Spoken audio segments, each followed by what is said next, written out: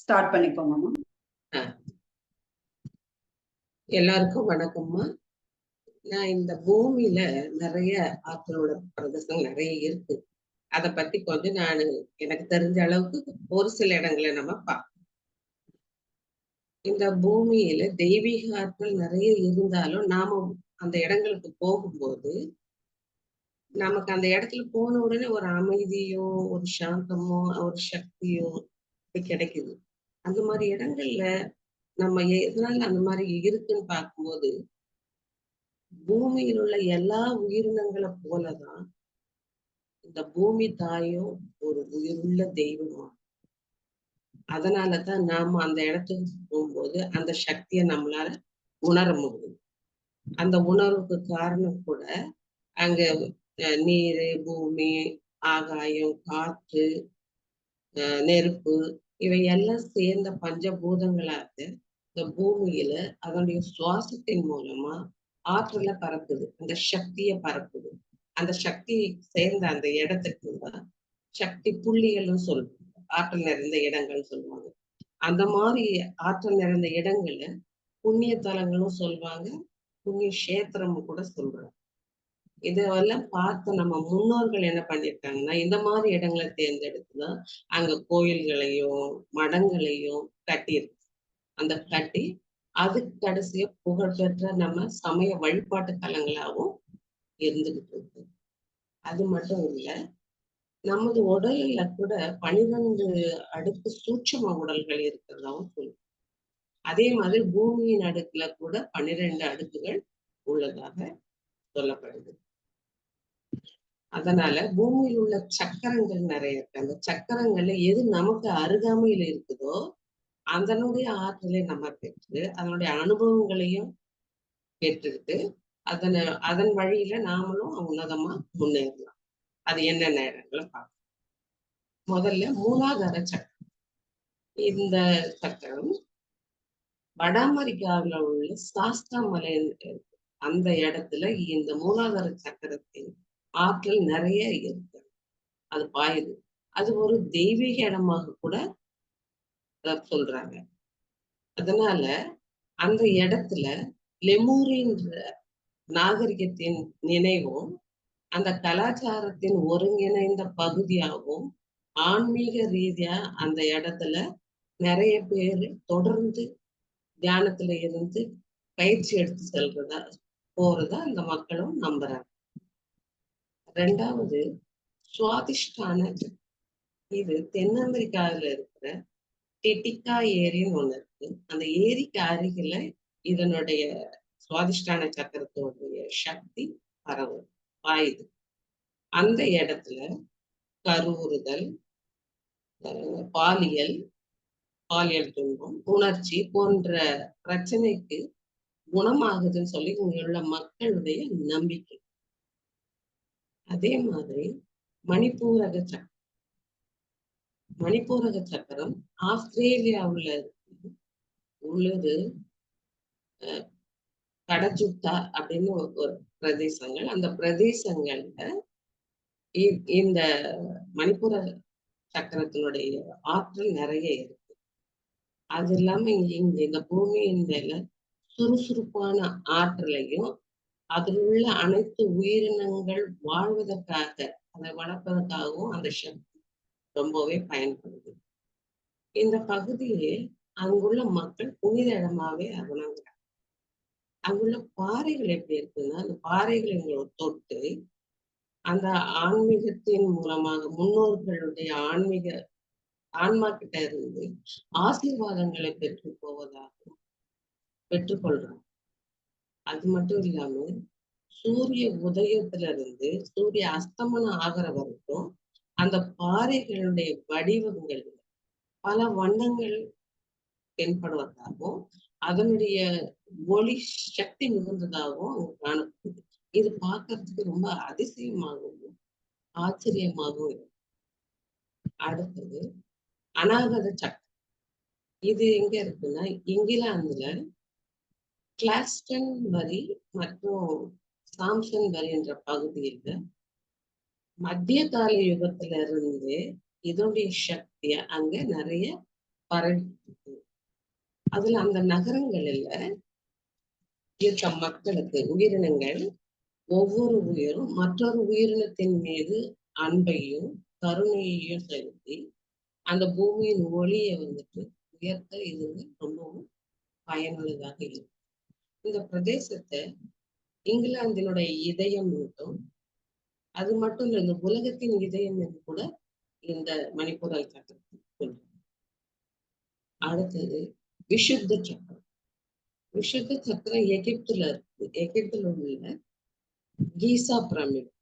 அந்த கீசா பிரமிடு புகழ்பெற்ற பெரிய பிரமிட் சக்தி உள்ளது. அந்த கட்டமைப்புலதான் இந்த சக்தி அதிகமாக இருக்கிறது.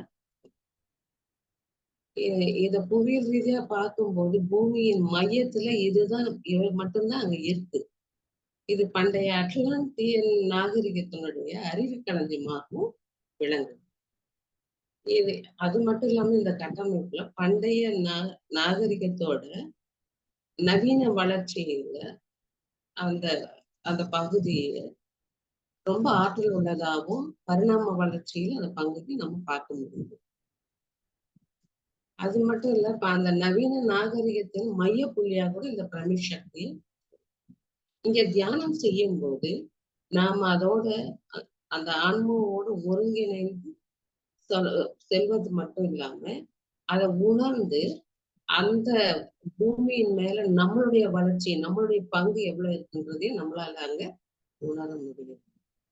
அடுத்தது ஆக்ஞா சக்கரம்.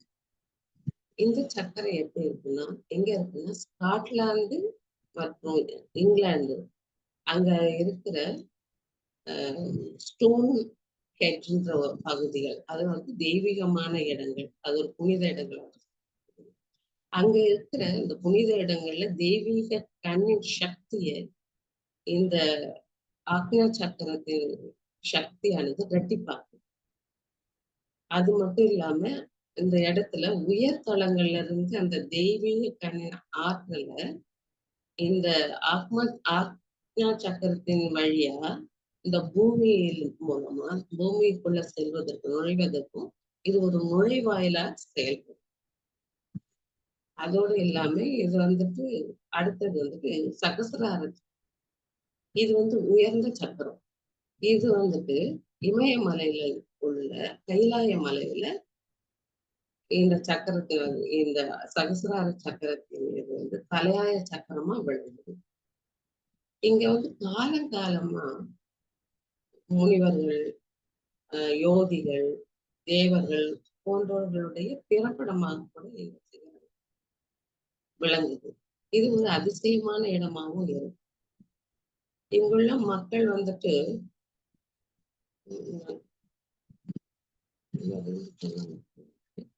மணிப்பூரக சக்கரம் சொல்லிட்டு மணிப்பூரக சக்கரம் இது வந்து ஆஸ்திரேலியாவில உளுரு கடஜுட்டான்ற பகுதியில இருக்கு. இந்த மணிப்பூரக சக்கரத்தின் ஆற்றல் அங்க நிறைய இருக்கு. அது வந்து பூமியின் சுறுசுறுப்பான ஆற்றலையும் அது உள்ள அனைத்து உயிரினங்களையும் அது வளர்ப்பதிலையும் அது முக்கியமா இருக்கு. இந்த பகுதியும் புனித இடமாவும் அவங்க முன்னோர்கள் அதை வச்சிருக்காங்க. அவங்கள்ட்ட இருந்து ஆசீர்வாதம் பெறுறாங்க சொல்லிட்டு